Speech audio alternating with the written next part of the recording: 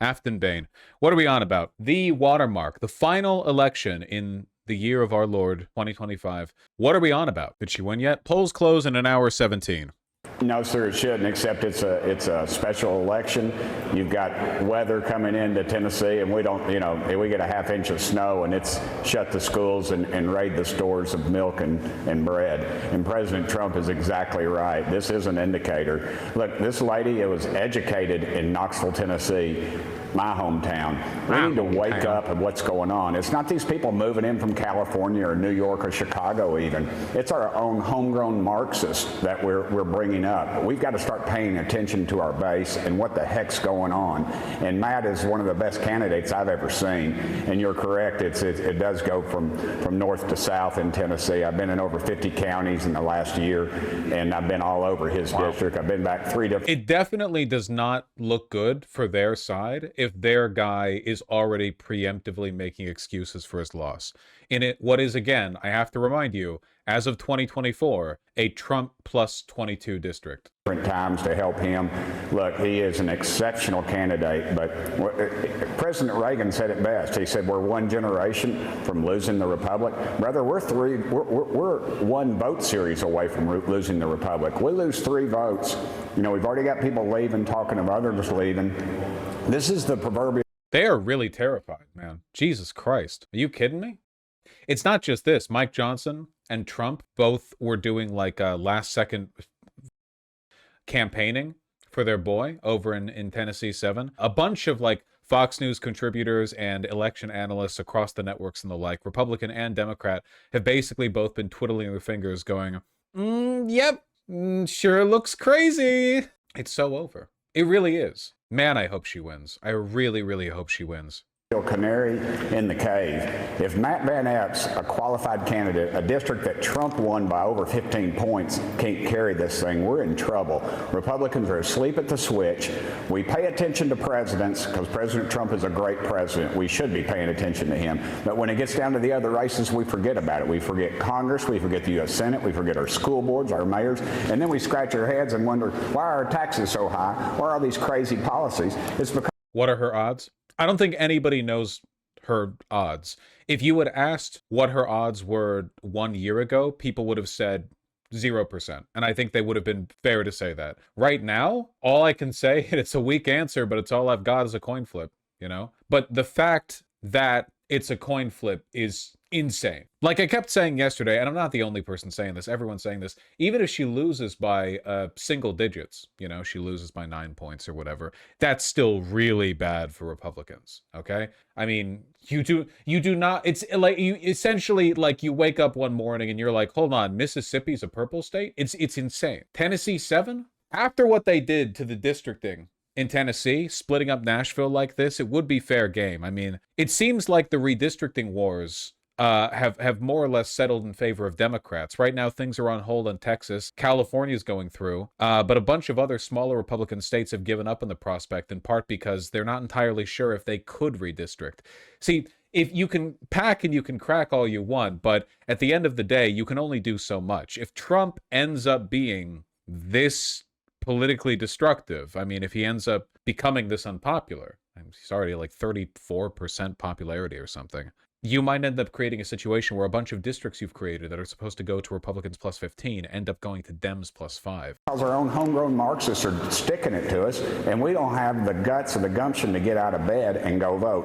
45% of evangelical Christians, and I consider myself in that crowd, 30%... Probably not helping Tim Burchett was calling SNAP recipients fat asses. Really?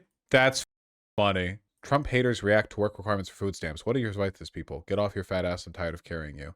You, man? You can't talk like that when you look like that. Winning message. Yep. And of the gun owners are not even going to go to the polls. This is what happens when 12% of the population votes. This is what we get. Matt Van Epps should not even be a race. He is really, man, it's so undemocratic. You can tell how mad he is that he even has to campaign. He's literally like, I shouldn't even have to put any effort in. What the fuck is this? Now I have to try? I have to do politics? I have to appeal to people? This is stupid. Preemptively making excuses, blaming his base, blaming low voter turnout. The Results aren't even in yet. All right, speaking of it, just a few hours, the polls open in Tennessee for that special election Adam was just referring to, where voters will choose between Democrat Afton Benn and Republican Matt Van Epps. Both candidates making their last-minute pitches to voters as the left looks to flip the deep red district. The barrage of negative attacks is a result of the fact that they don't have a plan to address the rising cost of health care. We've said from the beginning this is a campaign about addressing the affordability crisis in the state of Tennessee, and I have not seen any solutions or remedies from their side. God bless you, Is as Mamdani. far left as you can get. She has been endorsed by the Democratic Socialists of America. She wants higher and new taxes to fund her socialist ideology. They are not viewpoints that are consistent with Tennessee or with America. Chairman of the Republican National Committee, Joe Gruters, joins me now. Joe, good morning to you. It's great to see you. Thank you for hopping on with us this morning. You were in Tennessee yesterday campaigning with Matt Van Epps. So give us a sense of where you think this election is headed and if this seat stays in the Republican column. Listen, I think we're going to win it today, but it's going to require our voters to show up. You know, that at the end of the day, it's about turnout. I think Matt Van Epps has done a great job with his closing message. You know, yesterday we had Speaker Johnson, we had both U.S. senators from Tennessee, a lot of the members of Congress. We had 7 or 8 rallies, and there's a lot of energy and momentum. You know, when I traveled the country, it's tough to get 20 people to show up to an event, and there were hundreds of people at all these stops yesterday. So I think he's well on his way to victory. I say that Tennessee is the Republican wall. I think that the president's policies are playing well. When I was talking to some of the voters yesterday, I think that the fact that everything that the president's pushing in terms of his policies, I think it's having a... If she wins this, I think that everyone should be emotionally prepared for the possibility, the very real possibility, that she does not win this. Again, like, that is not a negative outcome. I know everyone wants to gloat over her victory tonight, but it's still so bad for them that this is even a question. Positive effect, and I think at the end of the day, this is a simple Captain America versus a second-rate villain. You know, you have somebody who hates the district that she represents. She hates Christianity versus a guy who's a combat veteran, a West Point grad, a proven winner in Governor Lee's administration, and I think it's going to be a big day for Republicans today. You know, there hasn't... Maximal rhetorical saturation. This is, it's like you can hear the balloon losing its air, you know? This is the only thing they have to play. They hate Christians. They hate white people. They hate men. They hate everything. Not us. Well, unless they deserve it, you know. It's the same narrative all the time and time again. Everyone's a traitor. Everyone's a race traitor, et cetera, et cetera. But again, it's momentum gaining rhetoric. It's the kind of shit that only works if you're already ahead, you know? Been a lot of polling heading into the election today, so it is difficult to get a sense of where this is headed. But to have President Trump, members of Senate and Congress, get involved to the level that they have does indicate that this could be closer than it should be, given the fact that Why the f do we in America act like veterans are real credential? Yeah, Democrats need to stop doing that as well. Obviously, Republicans are going to doing it, but Democrats 100% like needlessly contribute to this belief, this like delusional, insane belief that being a veteran in any way makes you a better politician. Like, they need to stop that.